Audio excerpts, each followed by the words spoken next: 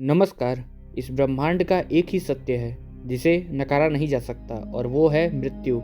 हम जीवन भर भागते हैं, धन कमाते हैं, रिश्ते बनाते हैं और अपनी पहचान गढ़ते हैं, लेकिन अंत में सब कुछ वहीं छूट जाता है जहाँ से शुरू हुआ था।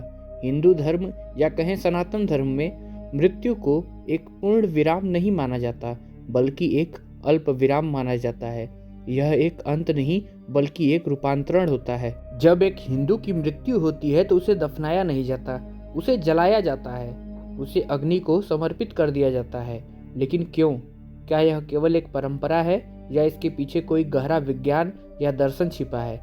आज की इस वीडियो में हम शमशान घाट की राख के पीछे छिपे उस सत्य को खोजेंगे जो जीवन और मृत्यु के बीच एक लकीर बनकर खड़ी रहती। पहले हम समझते हैं बॉडी और सोल में अंतर क्या होता है।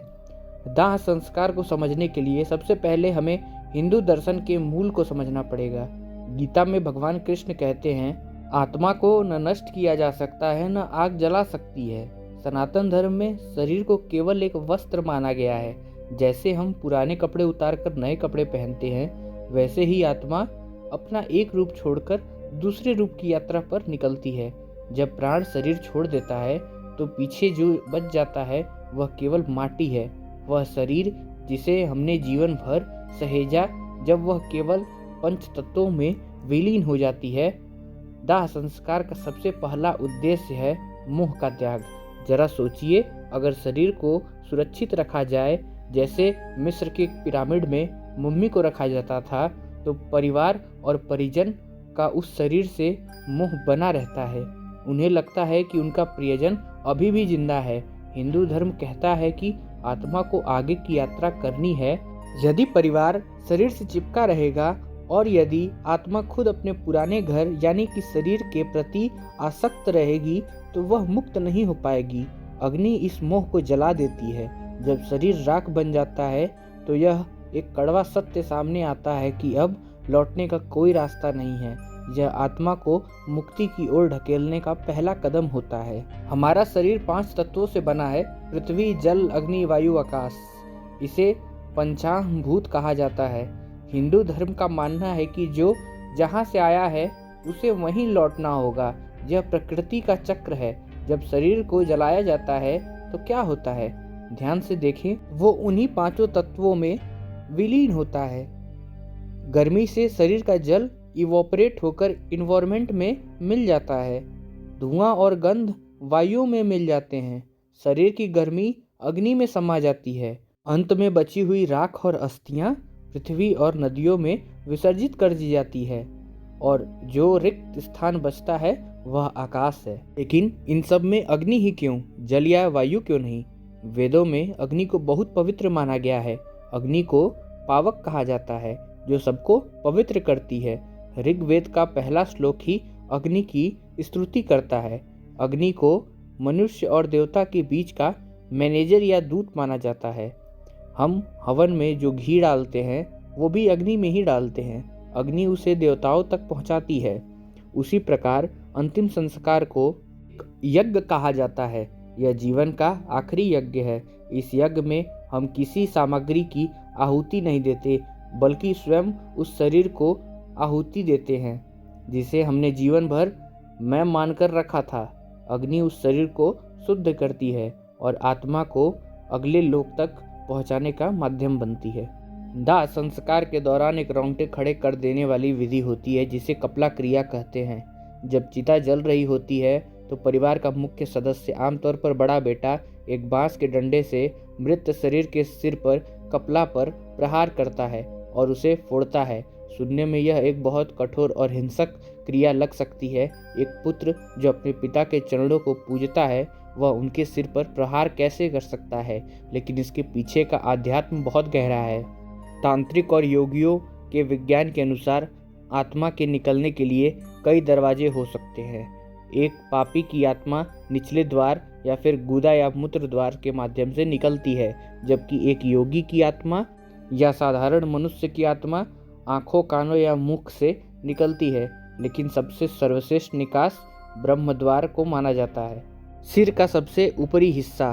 माना जाता है कि अगर प्राण सिर से निकलते हैं तो जीव को मोक्ष या उच्च लोक की प्राप्ति होती है। चिता पर जलते हुए शरीर की खोपड़ी कभी कभी गर्मी से नहीं फटती। कपला क्रिया यह सुनिश्चित करने के लिए की जाती है कि आत्मा सिर के रास्ते से ही बाहर निकले, उसे कहीं और भटकना ना पड़े। यह उस कुंभ घड़े को फोड़ने जैसा है ताकि अंदर का आकाश बाहर के महाकाश से मिल सके। यह पुत्र द्वारा अपने माता पिता को दी गई अंतिम और सबसे बड़ी सेवा मानी जाती है, मुक्ति की सेवा। धर्म से परे हटकर अगर हम प्राचीन भारत की परिस्थितियों को देखें तो दाह संस्कार के पीछे एक ठोस वैज्ञानिक कारण भी समझ आता है।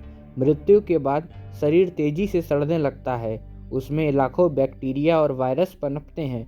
यदि किसी व्यक्ति की मृत्यु संक्रमण रोग से हुई हो तो उसे दफनाने से जमीन और भूजल यानी कि ग्राउंड वाटर के दूषित होने का खतरा रहता है।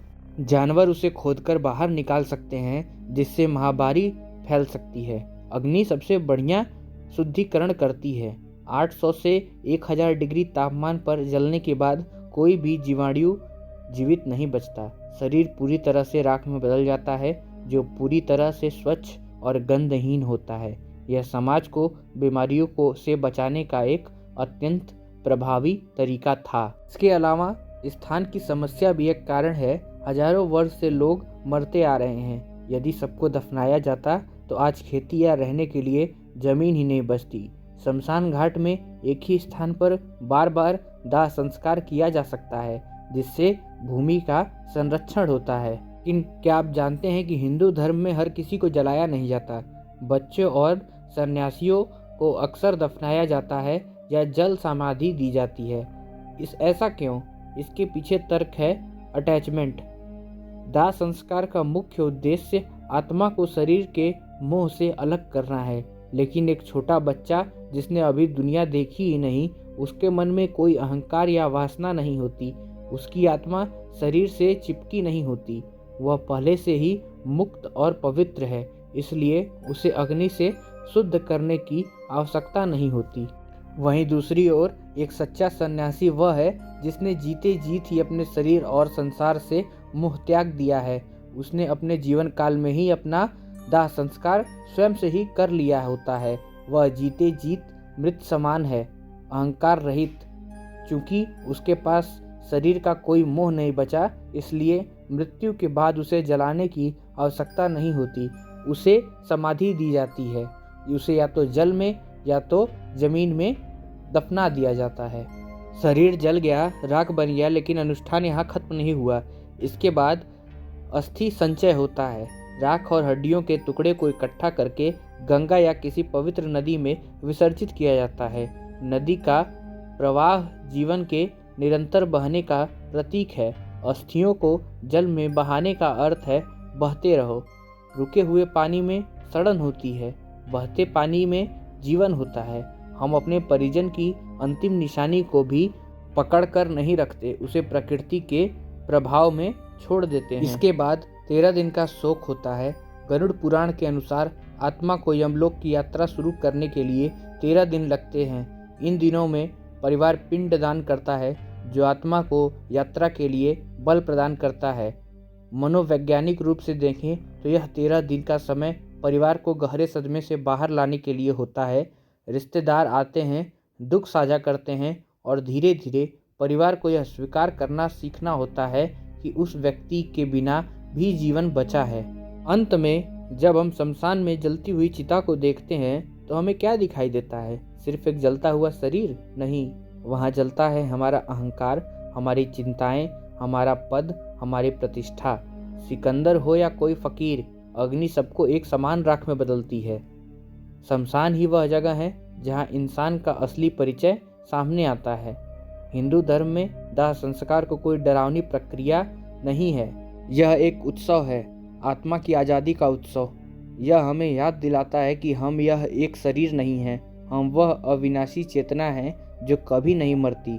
जैसे सूर्य अस्त होता है केवल दूसरी जगह उदय के लिए, वैसे ही दाह संस्कार जीवन का अंत नहीं बल्कि एक नई सुबह की तैयारी होता है। बोलो राम नाम सत्य है और यही एक आखिरी सत्य है। यही सनातन धर्म है। वीडियो अगर आपको यहाँ तक पसंद आई तो वीडियो को लाइक और चैनल को सब्सक्राइब करना ना भूलें। हमारे चैनल पे ऐसी कईयों वीडियो हैं जो आपको मुक्ति के रास्ते, भगवान के रास्ते पर ले जाने में मदद करती है। तो हमारा उद्देश्य यही है कि हिंदू धर्म में जो छोटी छोटी बारीकियां हैं उनको आपके सामने प्रस्तुत करना। वीडियो पसंद आया तो एक छोटा सा कमेंट जरूर करें।